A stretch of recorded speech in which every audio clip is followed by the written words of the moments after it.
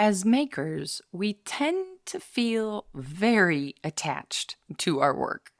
We put our sweat, tears, and yes, sometimes blood, especially when that pesky metal rib gets in the way, all into our work.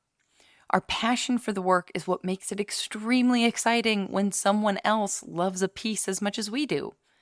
And extremely heartbreaking when, sometimes, inevitably, at least for the potters listening, that work breaks.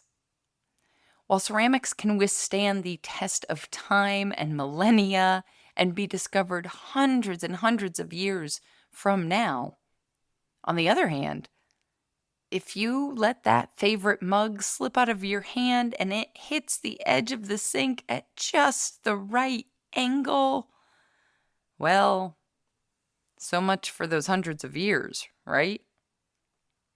So what does it mean if the work that we're making isn't nearly as impermanent as we think? Does it have to be in order to have value? Is there still value when it breaks? Now, if you can't tell already by this introduction, today's episode is a bit different than the usual pragmatic business chat. Today, I am thrilled to partner with the one and only Metropolitan Museum of Art. Yes, the Met of red carpet gala fame. You might not have known this, but they actually have their own podcast. It's called Immaterial, 5,000 Years of Art, one material at a time. Each episode examines a material of art, like clay or stone or even trash, and what they can reveal about history and humanity. Now, I recently listened to what you are about to hear today, an episode entitled simply Stone. This episode is from their recent Season 2 launch, and the discussion about what happens when the unbreakable not only breaks, but shatters, had me constantly thinking about every message I've ever had to send in response to someone who was telling me their favorite mug has broken.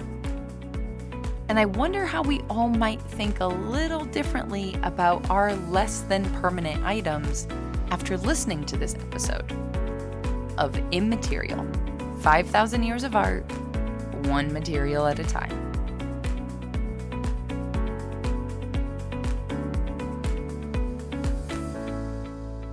There's a writer, Robert McFarlane, who talks about stone in a really fascinating way. Robert is a mountaineer and a nature writer. And there's a passage from his book, Underland, that has been stuck in my head as we've worked on this episode. Before we start, I want to share it with you.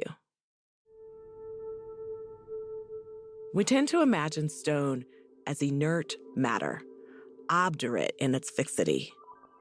But seen in deep time, stone feels instead like a liquid briefly paused in its flow. Stone folds as strata, gouts as lava, floats as plates, shifts as shingle. And with that, our story begins one late night in New York City. It was a Sunday night. It was October 6th, 2002. This is conservator Jack Soltanian. He preserves and repairs art at the Met. And I had just returned from the movies. He was about to settle in at his home for the night when his phone rang. Being a conservator isn't like being a surgeon or a firefighter. In 16 years working at the museum, Jack had never received an emergency call on a weekend. I was told that there was a terrible accident, so naturally I rushed to the museum. He arrived at the underground security entrance that was led through the museum to a gallery called the Velas Blanco patio. When Jack entered, he was astonished at what he saw. The scene was truly devastating. Strewn across the floor of the patio was a body. It was total grief and horror at the scene. The body was made of marble. It had been a carefully rendered life-size sculpture of Adam, the one from the Bible. This nude figure appeared simultaneously divine and human. It was considered one of the greatest works of the 15th century, created by one of Italy's most gifted sculptors, Tullio Lombardo. This great masterpiece of Italian Renaissance sculpture was absolutely, in pieces, and the fragments were scattered everywhere. And at that time, it was unclear what had happened. Was this the site of a crime or a terrible accident? Was the statue pushed, or did it fall, or did it spontaneously explode? While Jack stood, trying to wrap his head around what had happened, he heard a horrifying crunching sound right behind him. The security officer who brought me up, who had all good intentions, kept walking in the patio floor, and I can still hear the sound of the fragments crushing under his shoes. And so I told him very politely to, please stop, which he did. And then I cordoned off. I said that no one was allowed into the patio. Jack was in a daze, but he knew in this moment on a Sunday night there wasn't much he could do. The damage was done. So, for the second time that night, he went home. When I woke on Monday morning, it was the first time I had ever thought, no, this was a dream or a nightmare, that this did not really happen. But it did really happen. And when Jack arrived back at the museum, he had to get to work. He called fellow conservator Carolyn Riccardelli, who had just completed grad school and had recently started a job at the museum. I remember it very clearly. I got the phone call, and it was my colleague, Jack Sultanian, and he said, there's been an incident. And I went upstairs and I saw this sculpture broken all over the floor, and it was devastating. Like it had a visceral physical reaction to it, an emotional reaction that I still feel even now talking about it. I didn't know what the work of art was because I was unfamiliar with Adam. And I asked him, what is this? What fell down? And he said, it's Adam by Tullio Lombardo. And I kind of shrugged my shoulders, and he said, it's the most important Renaissance sculpture in the Western Hemisphere. And that really hit me. I couldn't believe it. And then, I had to click into, all right, what are we going to do next? Like, what are we going to do about this?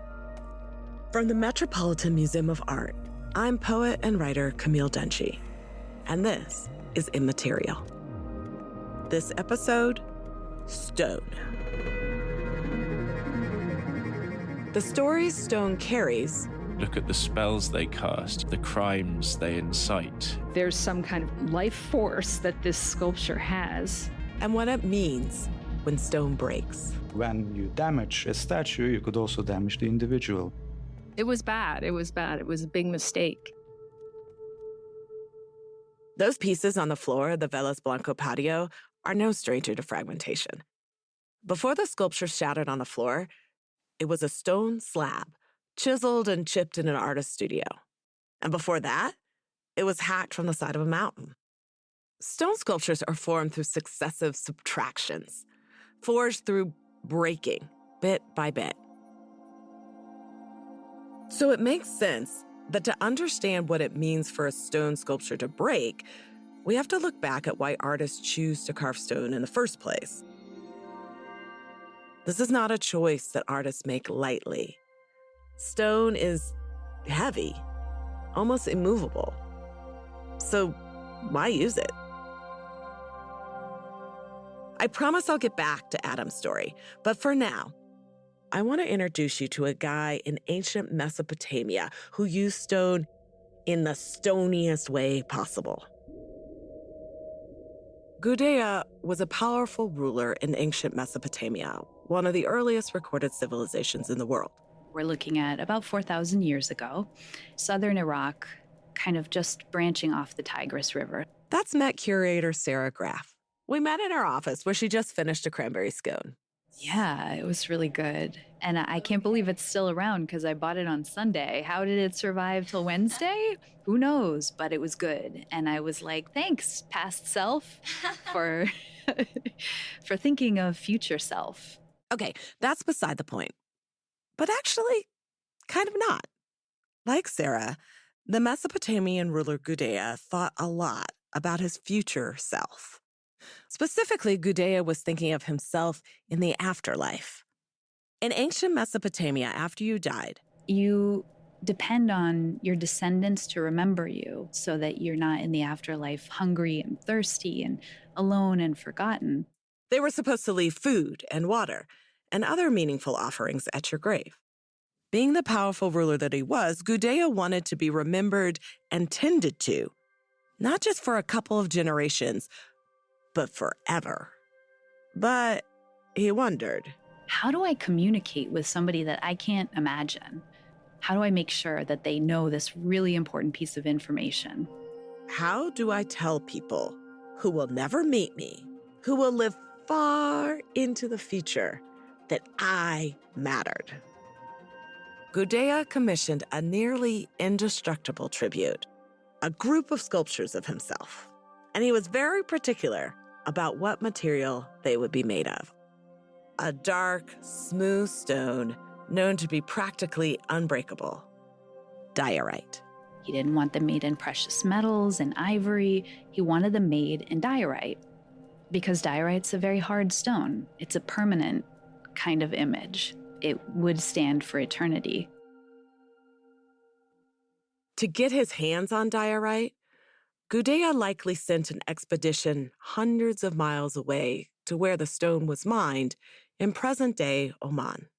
Then, he ordered the construction of a series of diorite sculptures of himself to be placed in temples throughout the city. One record said there were 500 sculptures. And inscribed on at least one of the sculptures was a phrase. Let the life of Gudea, who built the house, be long. His life is long because we still know his name 4,000 years after he died. We know who he is, we know what he did. So in a really concrete sense, his life has been long because of the medium that he chose for preserving his accomplishments, and his life continues. And today, 4,000 years later, one of Gudea's statues sits in the Metropolitan Museum of Art. Seated, hands folded over each other in front of his chest like a confident boss. Gudea doesn't look a day over 500. He has beautiful fingernails and toenails, and you can see his cuticles, which is extraordinary. Imagine one of Gudea's sculptures as a sped-up time lapse moving a century a second. Over the years, the sculpture's surrounding environment shifts. The city around it is built up and broken down. The sculpture is remembered, forgotten, worshipped, discarded, and then remembered again. But at the end of it all, the diorite sculpture still stands, cuticles and all, almost outside of time. Stone declares its own importance, its own power, and for no other reason than that it is still here.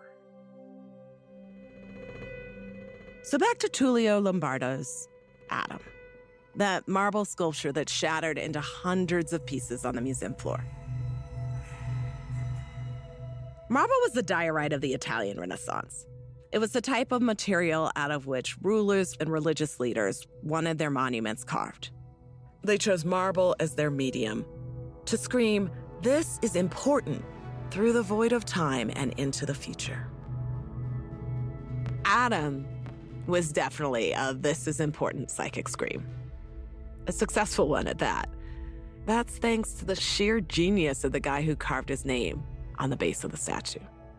The artist himself, Tullio Lombardo.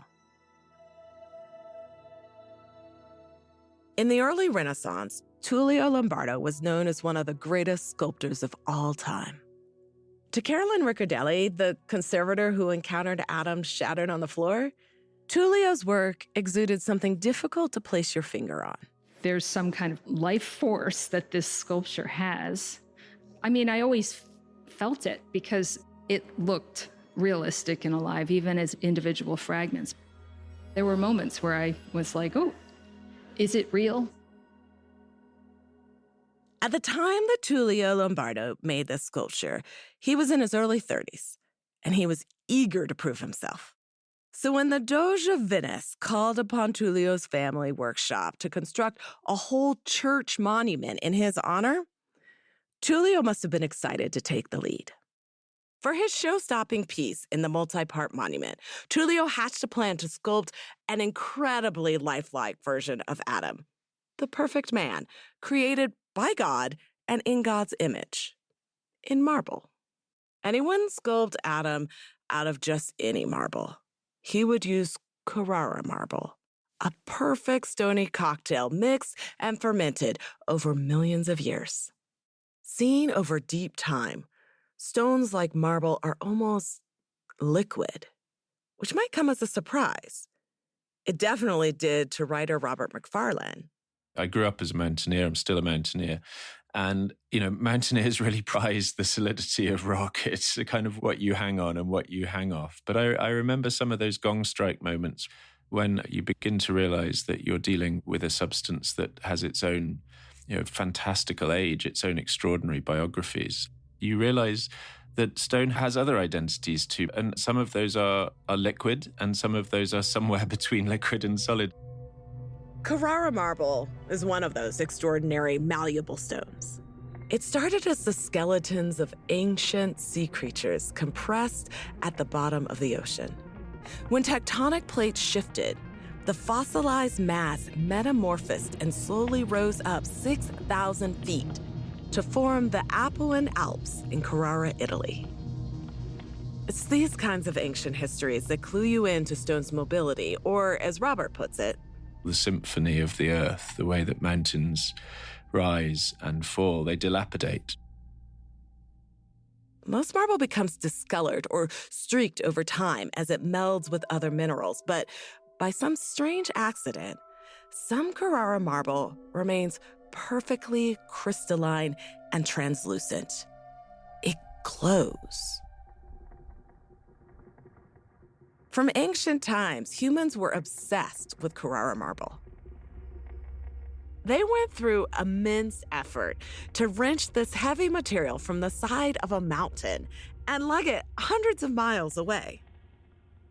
Tullio Lombardo's Adam was a work of art worthy of Carrara marble. Tullio received a 6-foot, 3-inch block of marble, and he had one chance to carve his perfect human body. The process of carving is quite unforgiving.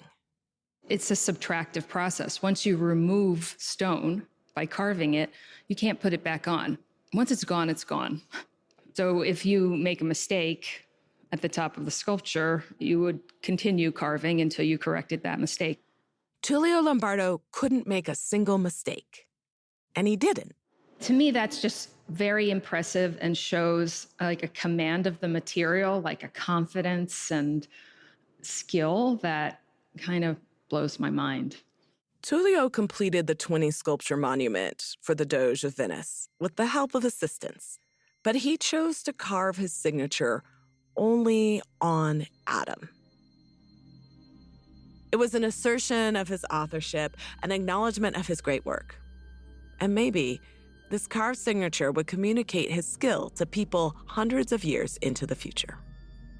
His masterpiece was actively and carefully protected for more than 500 years. It eventually made its way to the Met, where it stood on a pedestal in a gallery intact and whole, until the worst thing that could happen happened. The sculpture fell. I have questions about this. What actually happened? Why did Adam fall? Adam was on a pedestal. The reason the sculpture fell down is because the pedestal collapsed. it buckled under the weight of the sculpture and it fell apart, and Adam went down with the pedestal. What I know is that the pedestal was built about 2 years before the accident, so it really wasn't a very old pedestal. There was some work done in the Velas Blanco patio, and at that time, they redid the pedestals. And they were built by an outside contractor. Clearly, this one wasn't built properly. It wasn't built for something this heavy. And even if it's not something I ever directly had any conversations about, you still feel responsible. This was a really special work of art, and it was under our watch. I mean, I still get choked up thinking about those moments. And there are times I give talks about the sculpture, and there's a moment where I show pictures of the broken fragments on the floor. And it's a palpable reaction from the audience every time. And then I feel that, and I get choked up. And I've done it many times and over. And here, even now, sitting here, I still have that emotional reaction. It was bad. It was bad. It was a big mistake. And that reaction drove our decision-making and the way that we approached it. We wanted to make up for the accident and get as much out of it as we could. Stone asks a lot of the conservators tasked with fixing it when it breaks. These individuals are required to somehow do the impossible, to remake the object so that all the stories and meanings it carries may continue to survive through time. For both Jack and Carolyn, this was a worst-case scenario, something that they had never seen in real life. So after they encountered the broken pieces on the floor, what did they do next? Find out after the break.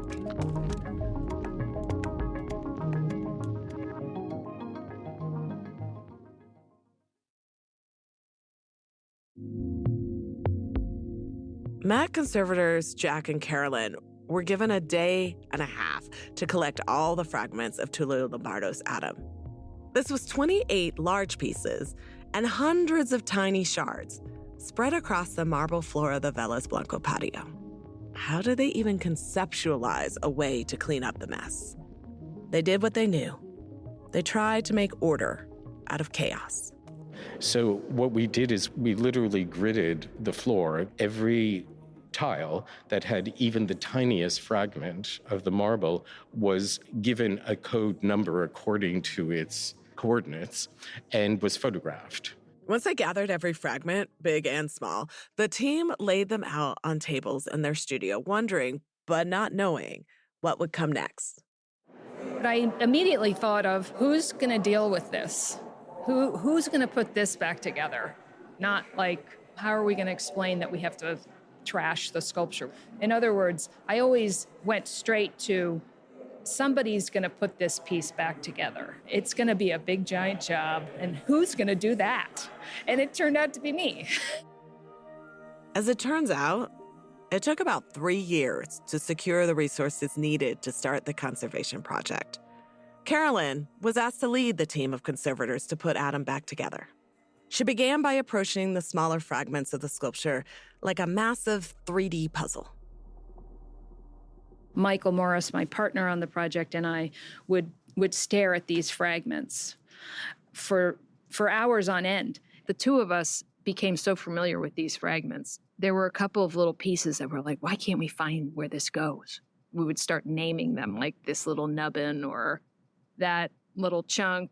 And we got to the point where we would just rearrange them on the table, like according to shape or according to color. There was another thing that really helped in this reassembly process. Tullio Lombardo himself. There's minute tool marks remaining on the surface of the sculpture that helped us a lot in finding the locations of the fragments. These were tool marks that Tullio left as he chiseled and smoothed his marble sculpture. They provided a guide for Carolyn and Michael. So with Tullio's help, they slowly began to make progress on their puzzle. Rejoining these small pieces, which seems really difficult, was actually the easiest part of the project. Finding locations for all of the little tiny pieces, that's kind of second nature for conservators. We work with ancient materials, and the ancient materials that survive are the inorganic, brittle materials. Ceramics, glass, stone, anything that's made out of brittle materials, it breaks. Yes, stone is frequently chosen as a material to last. But stories like the perfectly preserved statues of Gudea are rare. Many stone objects break, whether by accident or by force. There's a lot in the museum that's fragmentary. I think most people don't realize it. We do a very good job of disguising it because we don't necessarily want to highlight the fragmentary nature of things. And we fill in holes and we fill in the cracks and we paint it. When I go through a museum with another conservator, we spot things and we're pointing them out and we're trying to imagine where the restorations are. But when I go through with somebody who's not a museum person at all, and they're wow, it's amazing that this survived. I will admit, I have frequently been one of those people. And I'm like, well, it survived, but I can tell this is in like 50 different pieces, and somebody's put it back together very carefully and restored all of the losses. When Carolyn walks through a museum, she notices all of the repairs that people like her have made to sculptures. But those repairs weren't only made by contemporary conservators. Sometimes, repairs that Carolyn notices were done by people centuries ago. Some of these people were also well-known artists. Tullio Lombardo occasionally restored ancient Roman and Greek marble sculptures. I love this part of his story. He constructed missing arms or legs to make fragmented bodies whole again. But there are also broken stone objects in the museum that were never put back together. When these statues of Gudea were excavated in the late 19th century, many of these statues, their heads were missing. This is Erhan Tamur, a Gudea expert and former Mellon postdoctoral curatorial fellow at the Met. There is one very well-preserved whole statue of Gudea at the Met. But as Erhan mentioned, most other Gudea statues that were unearthed in Iraq in the 19th century were found as disembodied heads and headless bodies. Some of these statues were likely intentionally decapitated inside an ancient building. In ancient Mesopotamia, such statues were not only representations of the person who was depicted, they also embodied the individual. So when you damage a statue, you could also damage the individual. Some statues may have been broken more recently by individuals seeking to sell fragments for large sums on the antiquities market. In the case of one Gudea statue in the 19th century, a French modern telegraph inspector who saw this statue out in the open in one of his inspection rounds, then approached the statue, sawed off the hands. We don't really know how he broke them, but it must have taken some time. And he clearly saw how valuable it can be. And he brought them back to Baghdad and sold it to an antiquities dealer. So the inspector broke the Gudea sculpture, took just its hands to sell, and left the rest behind. The hands were later rejoined with the rest of the statue, and it was made whole again. But today, many Gudea statues sit in different museums, displayed as just a disembodied head or just a headless body, fragmented versions of their former selves that were sold and dispersed across the world. And these are wounds that conservators cannot easily disguise or fill in because there is too much missing. Surviving whole is not neutral or coincidental. The question of whether an object survives, whether it is destroyed or whether it is repaired, is at the whims of larger forces, of invading armies, of French telegraph inspectors, of powerful institutions who collect art. Tullio Lombardo's atom was broken by accident. But in deciding how to approach this conservation, Carolyn and her team wondered if they should show evidence of the fact that atom was once broken. Or should they hide that? Our accident just didn't seem like something that atom needed to carry. I mean, it was an important reminder to us as conservators, but it didn't need to be displayed on the sculpture permanently. So that's why we chose to take all of the fills and restorations to a very high level to become as invisible as we could possibly make them. Carolyn and her team wanted to move through the repair process like ghosts. If they did it right, their presence would be totally undetectable. They would leave no evidence of their work on the surface of this sculpture for future generations. If Carolyn and her team truly wanted to leave as little trace of the accident on Adam as possible, they would need to make the materials they used to glue him back together reversible. You want to be able to give a person in the next generation, 150 years down the road, you want to give them a chance to undo what we did and do it a different way, because you can't fathom what they can do in 100 years, 200 years. One of the most challenging things that conservators have to deal with when performing repairs on older sculptures is fixing previous repairs, ones that were done by people centuries ago. But I do remember at least one object where I was removing resin that I had to use a heat gun and pick it away little by little under a microscope. But boy, it's really tough. I mean, it's hours and hours of picking away resin. I think in my earlier days, I used to get really angry about it. Like, what were they thinking? And this frustration is not rare. It's something that so many conservators have experienced. The difficulty in removing those materials probably was the thing that made conservators think we should make things more easily reversible when we do our interventions. If Carolyn and her team could make the adhesives they used on Adam reversible, that would be an incredible feat. It would be like a magic trick to be able to reconstruct this life-size marble sculpture and then leave the option to take it apart again. For Carolyn, the key was finding the right adhesive. For many years, the approach to sticking heavy fragments together was epoxy, which is basically super glue. But the problem with epoxy, it's not exactly reversible. You can heat it up and scrape it off or use very harsh solvents to soften it, but it usually results in some damage to the stone that it's been bonding. So using epoxy, not the answer. We have this adhesive in conservation called B72 that we use on ceramics and stone, but on a small scale. If epoxy is superglue, B72 is the conservator's version of white school glue.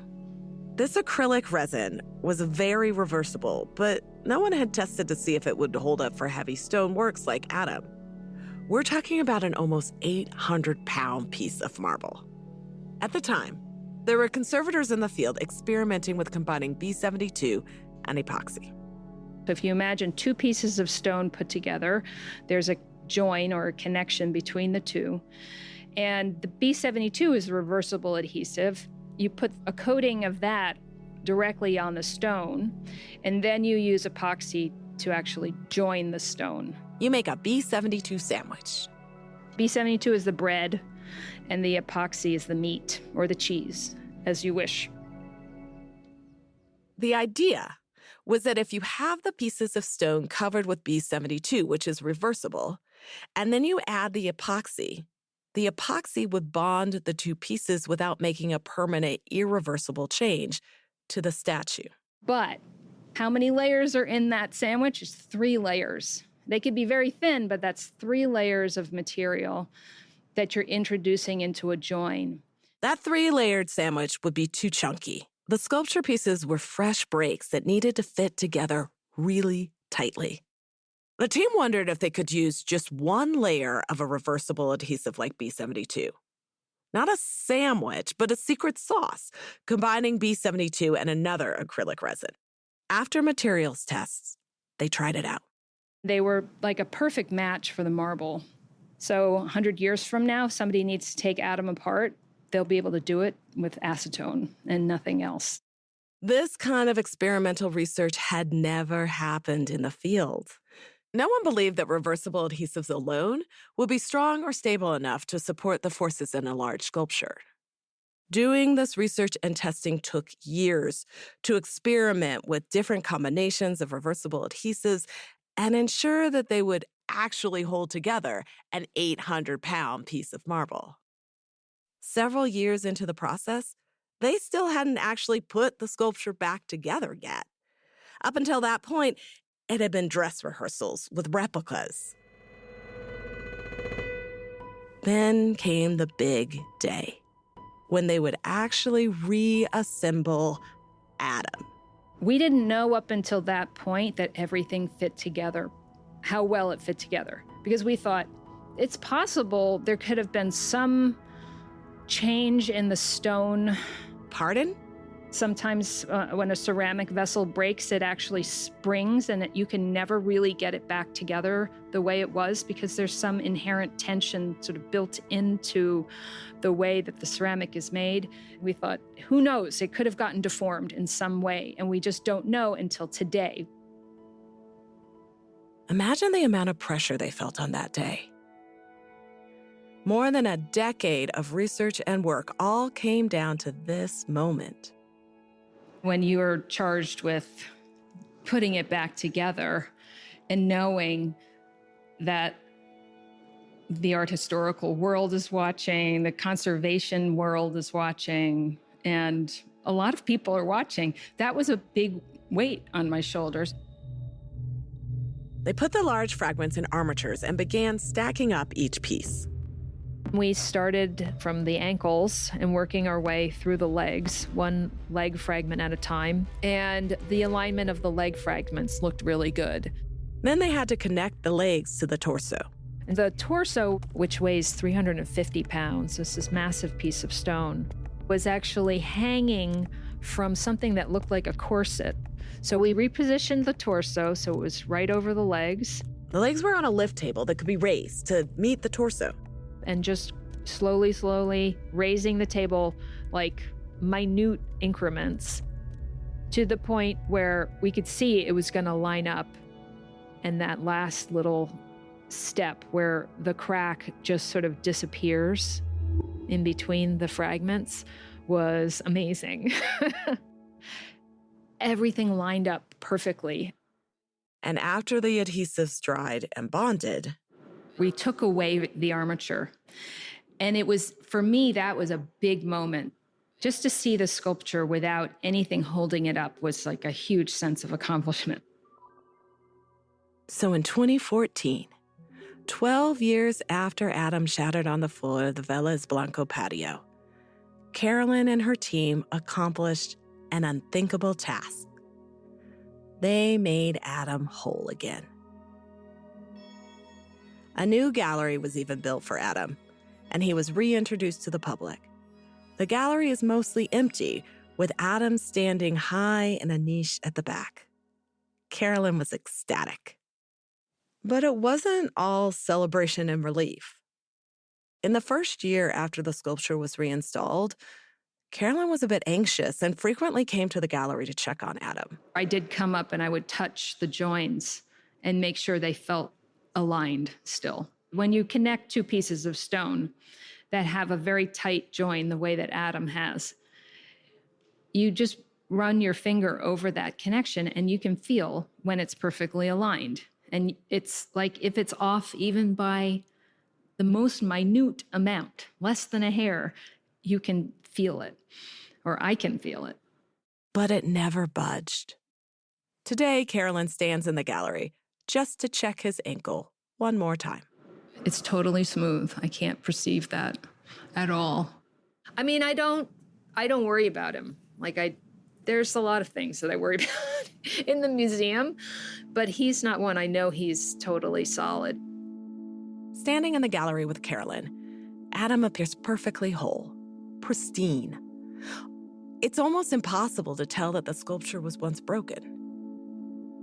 Even though Carolyn did an impossible task, something of the utmost talent and skill, those who encounter Adam years in the future won't know her name. Unlike Gudea, unlike Tullio Lombardo, Carolyn hasn't carved her name or any evidence of herself to last through deep time on this object. Because for Carolyn, that's not the point. Rather, she wants to give people the opportunity to experience the work as Tullio originally intended. I think that doing a good job and getting it back as perfectly as we possibly could was a driving force the whole time. And part of that was to see it standing, to see it look whole, and to see it displayed in the galleries again so that people could enjoy it. I mean, that's a pleasure that I can say that I've done that too. And just to have had the experience of feeling so connected to a work of art and really feeling connected to an artist. And when you start to look very closely at an object and spend a lot of time on it, and you see tool marks and fingerprints and clay and things like that, like you really do feel a connection. And that's it's a privilege to be able to feel that connection and get that close to a work of art. One way to imagine stone or minerals or rock as less than inert, as not only just matter, is to think what they do to us. Robert McFarlane.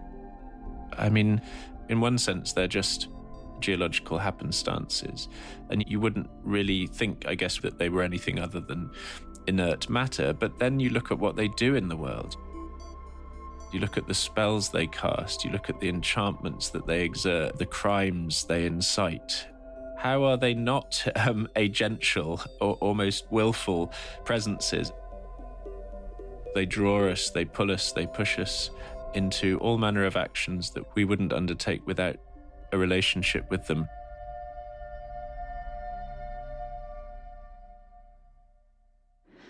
It's a big part of me, this project. And it's an honor to be part of the life of the sculpture. Walking through the museum, stone objects might seem stagnant, but in a lot of ways, they are alive. In the ways that artists shape them and how they crack and erode, but also in how they affect us. Maybe that's why we fight so hard to protect stone sculptures. But despite all our efforts, stone objects will inevitably change. Preserving a stone sculpture is preserving one moment in the life of this material. It's freezing it in time for just one moment longer.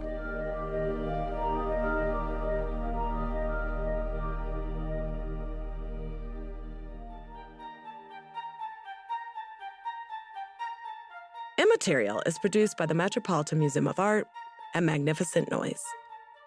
Our production staff includes Salman Ahad Khan, Ann Collins, Samantha Hennig, Eric Newsom, Emma Vecchioni, Sarah Wombold, and Jamie York. Additional staff includes Julia Bordelon, Skyla Choi, Maria Kozaneca, and Rachel Smith. This season would not be possible without Andrea Bayer, Inka Drogemuller, and Douglas Hegley. Sound design by Ariana Martinez and Kristen Muller. This episode includes original music composed by Austin Fisher. Fact-checking by Mary Mathis and Claire Hyman. Special thanks to Adjua Gemma Brimpong. Immaterial is made possible by Dasha Zukova Niarkos. Additional support provided by the Zodiac Fund. This episode would not have been possible without curator Sarah Graff, Robert McFarlane, Conservator Carolyn Riccardelli, Conservator Jack Sultanian, and art historian at the University of York, Erhan Tamur. And special thanks to the scholarship of art historians Luke Sisson and Valeria Caffa. To see images of the statue of Gudea and Tullio Lombardo's Adam, or to watch a time-lapse video of Adam being put back together, visit the Met's website at metmuseum.org/immaterialstone. I'm your host, Camille Dungy.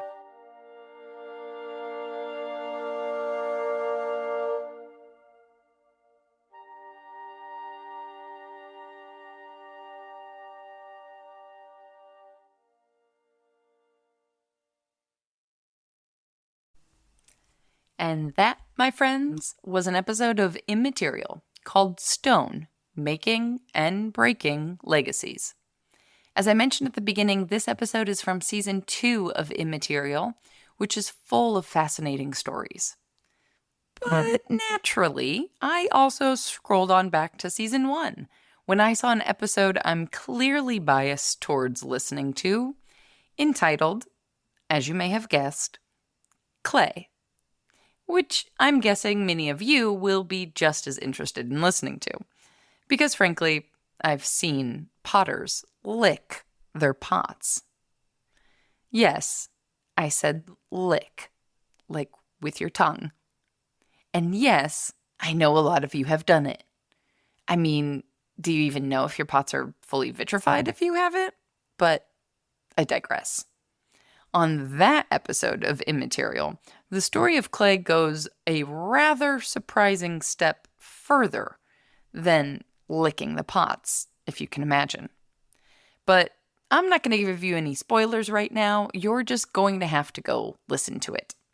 Search for Immaterial in your podcast app of choice. That's Immaterial. 5,000 years of art, one material at a time. A huge thank you to the one and only Metropolitan Museum of Art for sponsoring today's episode. I'm still a little bit in awe that those words just came out of my mouth. But it's not just getting an email from a worldwide recognizable institution that keeps me typing and talking on this side of your headphones. While I am stunned to be associated in even the smallest of ways with a place like the Met now, it's actually the very personal messages I get from fellow makers, just like you, that get me awkwardly choked up in a coffee shop while sorting through my inbox. You know, hypothetically. Let's just say, thank goodness I was wearing sunglasses. If you've been enjoying the Maker's Playbook, I would so appreciate it if you helped more makers find out about us. Send this episode to a friend or share it on social media and tag me at the Maker's Playbook, as well as the Met at Met Museum to let us know, so that we can in turn share our thanks. If you happen to have an extra minute after you're sharing this episode, maybe while you're waiting in line somewhere, I would doubly appreciate it if you took the time to pop in a 5-star review of the show on whatever app you're using to listen. Taking the time to leave a review tells those pesky algorithm robots that we exist, and in turn, hopefully tells a few more humans, too. Audio post-production of this podcast is made possible by help from Christy Kotzvan, with promotional material assistance from Queenie Maliki. The Maker's Playbook podcast is recorded on the original homelands of the Potawatomi, Ho-Chunk, and Menominee people, where the people of Wisconsin's sovereign Anishinaabe, Ho-Chunk, Menominee, Oneida, and Mohican nations remain present. Until next time, my friends, go get back to making your dreams a reality. Because together, we've got this.